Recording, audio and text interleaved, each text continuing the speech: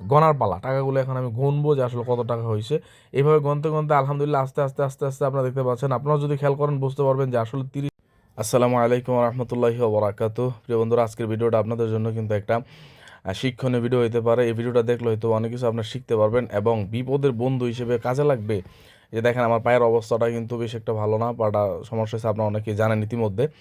তো আমি ইতিপূর্বে একটা ব্যাংক জমাইছিলাম, অর্থাৎ বিপদে যেন যখন সমস্যা হবে তখন যেন ভাঙলে এটা আমি কি করতে পারি, আমার কাজে লাগাইতে পারি। তো আলহামদুলিল্লাহ হয়তো বা আমার কাজে লাগানোর সময় হয়ে গেছে, প্রায় ভরা অবস্থা, পায়ের সমস্যা, ঘর তুলতেছি বিভিন্ন কাজে, কিন্তু ব্যাংকটা কিন্তু এখন ইমার্জেন্সি ভাঙা প্রয়োজন।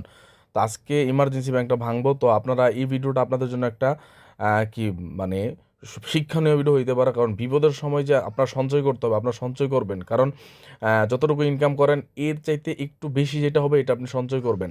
আমি বোঝাতে চাচ্ছি যে আপনি আপনার জীবনে ধরেন আপনার প্রয়োজন হচ্ছে 10,000 টাকা, 15,000 টাকা, দৈনিক ইনকাম করেন 500 টাকা, একটা টার্গেট রাখবেন, এর উপরে 10 টাকা, 100 টাকা, 500 টাকা যা হবে ওইটা আপনি ব্যাংকে ফালাবেন। ভবিষ্যতে আপনার কাজে বিপদে যখন পড়বেন তখন কিন্তু আপনার কাজে লাগবে।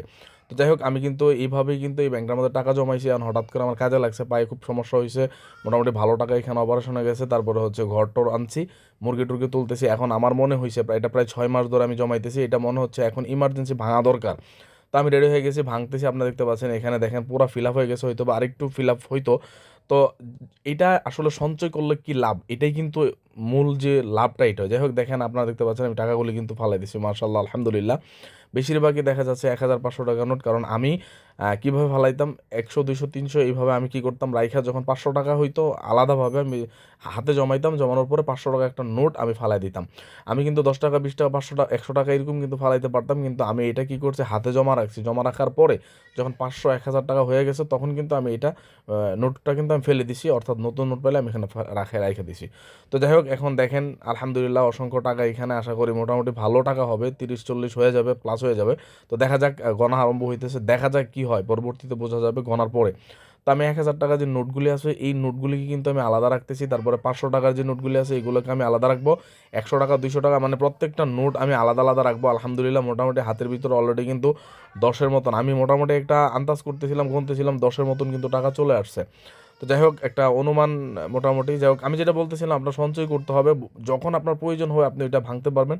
এটা কিন্তু আপনাদেরকে দেখানোর উদ্দেশ্যটা হচ্ছে যে এটা। যাক আলহামদুলিল্লাহ মোটামুটি ভালো পরিমাণে একটা কিন্তু অ্যামাউন্ট কিন্তু এখানে আমি মনে হইতেছে হবে। তো যাই হোক, দেখেন পায়ে কিন্তু আমি ব্যান্ডেজ এখনও আছে, এই মুহূর্তে আমার এটা ভাঙাটা প্রয়োজন, এই জন্যই সঞ্চয় করাটা আসলে খুবই প্রয়োজন, দরকার।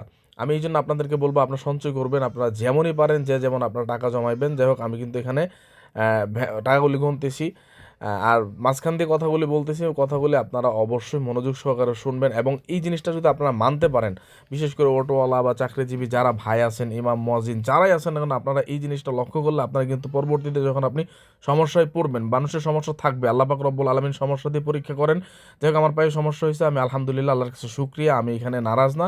তো একদিক থেকে গেলে আরেক দিক থেকে আসবে, আলহামদুলিল্লাহ আল্লাহর কাছে অসংখ্য শুকরিয়া। যাই হোক, এই টাকাগুলো আমি কিন্তু গুনতেছি, আর যে কথাটা বলতেছিলাম আপনারা কীভাবে, আমি একটা ট্রিক্স আপনাদেরকে দিয়ে দিচ্ছি।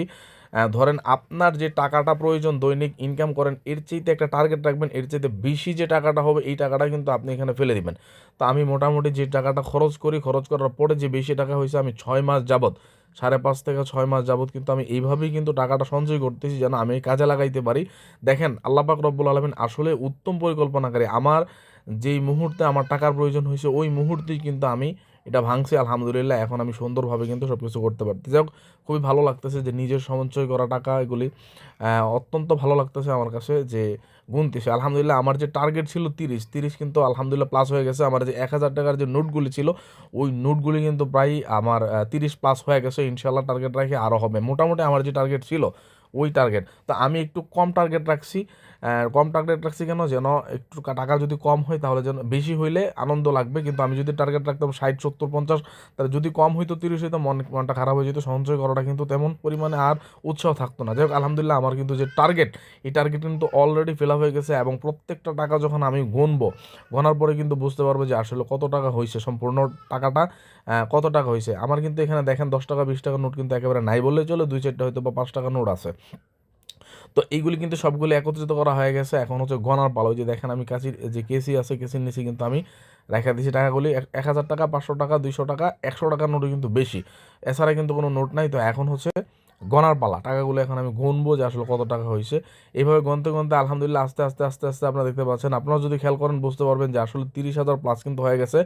তো এখন অনেকে বলবেন যে ভাই আপনার মোট সঞ্চয় কত টাকা হয়েছে? আলহামদুলিল্লাহ 1,000 টাকা 500 টাকা সম্পূর্ণ টাকাগুলি মিলার পরে আমি গুনলাম 52,600 টাকার মতন হয়েছে। আলহামদুলিল্লাহ, আল্লাহর কাছে অশেষ শুকরিয়া। এটা আমি কাজে লাগাইতে পারবো, আমার ব্যবসার দিকে কাজে লাগাইতে পারবো। তো আলহামদুলিল্লাহ প্রায় 52,600 টাকার মতো হয়েছে। এখান থেকে যারা আশেপাশে ছিল তাদেরকে বকশিশ দিছে, আম্মা ছিল, আমার ছেলে ছিল, ওয়াইফ ছিল, তাদেরকে বকশিশ দেওয়ার পরও টাকাগুলি বাকিগুলো আমার কাছে রয়েছে। আপনারা কারা কারা সঞ্চয় করেন অবশ্যই কমেন্ট বক্সে জানাবেন। আসসালামু আলাইকুম রহমতুল্লাহ।